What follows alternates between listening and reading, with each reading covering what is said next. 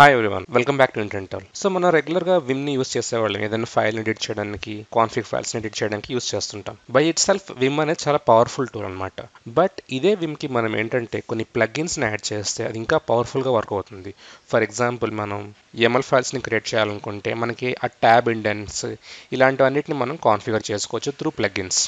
అలాగే ఇలాంటి plugins use చేసుకొని ఫర్ ఎగ్జాంపుల్ నర్ట్రీ మన సిస్టంలో డైరెక్ట్గా త్రూ విమ్మే మనం ఫైల్స్ని యాక్సెస్ చేసుకుని ఎడిట్ చేసుకోవచ్చు అనమాట. సో ఇలా మల్టిపుల్ ప్లగ్గిన్స్ ఉన్నాయి, ఒక్కొక్కరు అవసరాన్ని బట్టి ఒక్కొక్క ప్లగ్గిన్ యూస్ చేసుకోవచ్చు. సో ఈ రోజు మనం ఏంటంటే ఒక ప్లగ్గిన్ మేనేజర్ని ఇన్స్టాల్ చేసి అలాగే కొన్ని ప్లగ్గిన్స్ ఇన్స్టాల్ చేసి వాటిని ఎలా యూస్ చేయాలో చూద్దాం. నేను ప్రెసెంట్ యూస్ చేసి వచ్చేసి విమ్ ప్లగ్ అనేది, ఇది కాకుండా ప్యాథోజన్ అలాగే వండల్ ఇలాంటి మల్టిపుల్ ప్లగ్గిన్ మేనేజర్స్ కూడా ఉన్నాయి. సో నేను ఇప్పుడు యూస్ చేసేది వచ్చేసి Vim plug. Okay, let's start. So ఇప్పుడు మనం విమ్ ప్లగ్ని ఇన్స్టాల్ చేద్దాం. సో విమ్ ప్లగ్ని ఇన్స్టాల్ చేయడం చాలా ఈజీ. మీరు సింపుల్గా ఈ కనిపిస్తున్న ఈ కమాండ్ని కాపీ పేస్ట్ చేసుకుంటే సరిపోతుంది. ఈ కమాండ్ ఏం చేస్తుందంటే .vim అనే ఒక ఫోల్డర్ని క్రియేట్ చేసి దాంట్లో ఆటోలోడ్ అనే ఒక ఫోల్డర్ని క్రియేట్ చేస్తుంది అనమాట. దాంట్లోకి ప్లగిన్ .vim అనే ఫైల్ని కాపీ చేస్తుంది అనమాట. సో ఈ గిట్ హబ్ పేజ్ యొక్క లింక్ నేను డిస్క్రిప్షన్లో ఇస్తాను, చూసుకోండి. నేను డైరెక్ట్గా ఫోల్డర్ని క్రియేట్ చేస్తాను, చూడండి. mkdir-p.vim/autoload. ఓకే, ఈ ఫోల్డర్లోకి వెళ్ళి మనం ఈ ప్లగ్ని డౌన్లోడ్ చేద్దాం.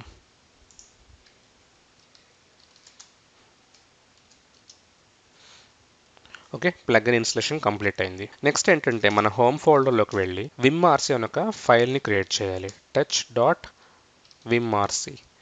సో దీంట్లో మనం ఏ ప్లగిన్స్ కావాలో మనం మెన్షన్ చేస్తాం అనమాట. దీంట్లో మెన్షన్ చేసిన ప్లగిన్స్ మనం రన్ చేసుకోవచ్చు అనమాట.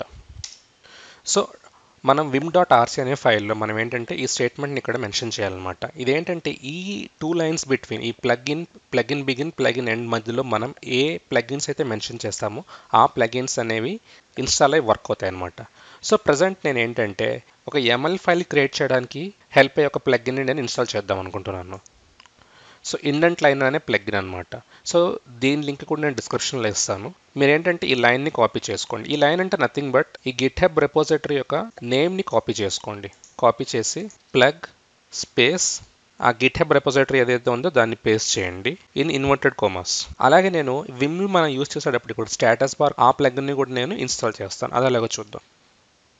ఓకే, విమ్ ఎయిర్లైన్ అనే ప్లగిన్ అనమాట అది. సో దీంట్లోకి వెళ్ళి కూడా ఏంటంటే మనం ఆ రెపోజిటరీ యొక్క నేమ్ని కాపీ చేసుకొని దాన్ని పేస్ట్ చేసుకున్నాను. తర్వాత ఈ ఫైల్ని సేవ్ చేసి ఇంకొకసారి ఓపెన్ చేయండి. ఇంకొకసారి ఓపెన్ చేసిన తర్వాత escape:+plug install. ఎప్పుడైతే మనం ఈ కమాండ్ యూస్ చేస్తామో ఈ గిట్ హబ్ రెపోజిటరీస్లోకి వెళ్ళి ఈ ప్లగిన్స్ని మన సిస్టంలోకి ఈ ప్లగిన్ మేనేజర్ ఏంటంటే ఆటోమేటిక్గా డౌన్లోడ్ చేస్తుంది అనమాట. సో చూడండి, ఎంటర్. ఇక్కడ చూసారా క్లోనింగ్ అంటుంది, అంటే ఏంటంటే ఆ రెపోజిటరీని క్లోన్ చేసుకుంటుంది. సో క్లోనింగ్ ఫినిష్ అవగానే చూసారు ఇక్కడ ఒక స్టేటస్ బార్ క్రియేట్ అయింది.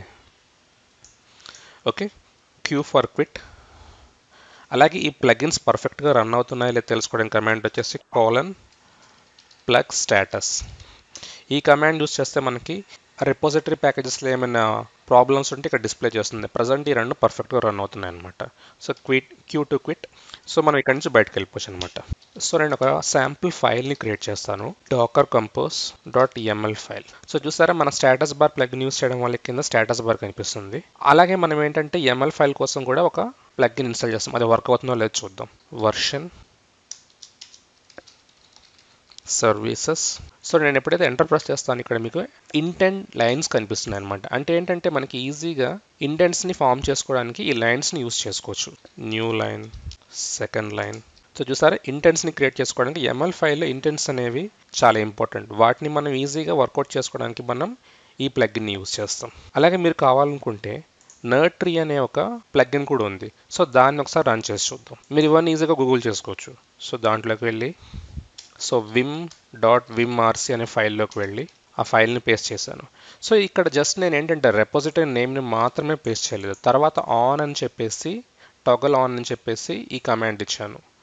సో ఇది ఏమవుతుందంటే ప్రతి ఒక్క కమాండ్ మనం విమ్ని లోడ్ చేసినప్పుడు రావాల్సిన అవసరం లేదు. కొన్ని ప్లగిన్స్ ఆన్ డిమాండ్ వస్తే చాలు. అలాంటప్పుడు ఏంటంటే మనం ఈ సింటాక్స్ని యూస్ చేస్తాం. ఇలా యూస్ చేయడం వల్ల ఏంటంటే మనం ఆ ప్లగ్ని కాల్ చేస్తేనే వస్తుంది అనమాట, లేకపోతే బై డిఫాల్ట్గా రాదు. సో సేవ్ చేశాను. మళ్ళీ ఆ ఫైల్ని ఓపెన్ చేసి ఆ ప్లగ్ని ఇన్స్టాల్ చేయాలి, ప్లగ్ ఇన్స్టాల్. సో చూసారా నర్ట్రీ అనేది డౌన్లోడ్ అయింది. Q to quit. Plug status not loaded అని చూపిస్తుంది చూసారా, ఎందుకంటే మనం దాన్ని కాల్ చేస్తే మాత్రమే లోడ్ అవుతుంది అనమాట. ఒకసారి నర్డ్ ట్రీని కాల్ చేసి చూద్దాం. Nerd tree toggle. ఇక్కడ మనం యూజ్ చేస్తున్న ఈ కీవర్డ్ని యూజ్ చేస్తే ఆ ప్లగ్ని కాల్ అవుద్ది అనమాట. ఎంటర్. సో చూసారా, మనం మన టోటల్ సిస్టంలోకి దీన్ని నావిగేట్ చేసుకోవచ్చు. ఫర్ ఎగ్జాంపుల్ ఈ డాకర్ కంపోజ్ ఫైల్ బిఫోర్ మనం టెస్ట్ చేసిన ఆ ఫైల్ని యూజ్ చేయాలనుకుంటే ఇక్కడ యూజ్ చేయొచ్చు. అలాగే మన టోటల్ సిస్టమ్ని నావిగేట్ చేసుకోవచ్చు అనమాట త్రూ నర్డ్ ట్రీ. సో ప్రోగ్రామర్స్కి, డెవలపర్స్కి ఈ నర్డ్ ట్రీ అనే ప్లగిన్ చాలా యూస్ఫుల్ అవుతుంది అనమాట. సో ఇలాంటి ప్లగిన్ మేనేజర్స్ని యూజ్ చేసుకొని మనం మన వర్క్ని ఈజీ చేసుకోవచ్చు అనమాట. అలాగే మీకు ఇలాంటి వీడియోస్ నచ్చినట్లయితే సబ్స్క్రైబ్ చేసి వీడియోస్ని షేర్ కూడా చేయండి. Thank you.